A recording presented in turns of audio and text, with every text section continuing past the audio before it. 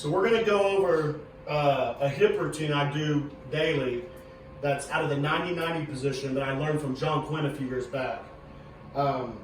This hip routine will help you acquire more motion both internally and externally by the two different ways we're going to attack this here. So again, if you have any kind of mobility issues with your squat, issues with your deadlift, even with your bench, I always tell people to start at the hips and work out from there. So this is something that you can do pretty fast and pretty easy that can be super beneficial for you. So it's called the 90-90 position because you get your legs and your hips and your whole body stacked up in 90-degree angles.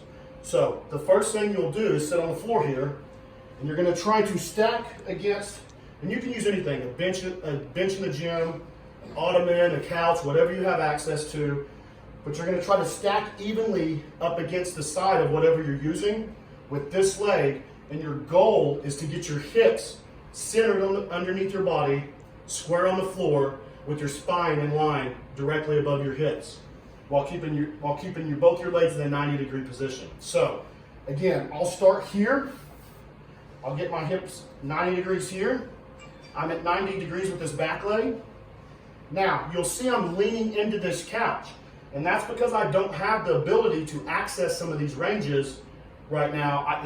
This just shows how bad I need to be doing this, and I'm currently dealing with a groin issue that's really tight, so this side's really, really uncomfortable for me. But you'll see I try to stack here, and then I'll try to stack myself over my hips while keeping this all pushed to the ground.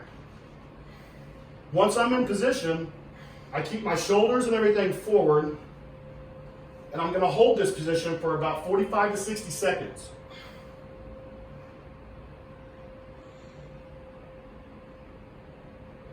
Again, just using your opposite arm here to push into the hip that we're working on. So we'll push in here, again, about 45, 60 seconds. Okay? Once you've done this, now you'll stay in this position, and you're going to push pressure through your knee and through your ankle into the ground for a 5 count. So drive it into the ground, and then relax. When you relax, try to get stretched out more over that hip each time. And then hold it for a 5 count. Then relax, and just stay in this position as far as you can for about another 15 seconds.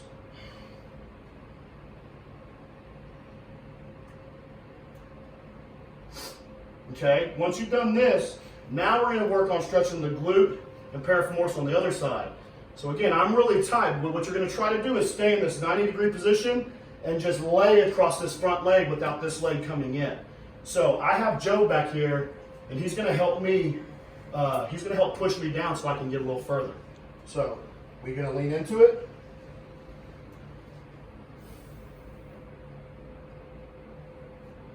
We're going to hold this position for about 30 seconds.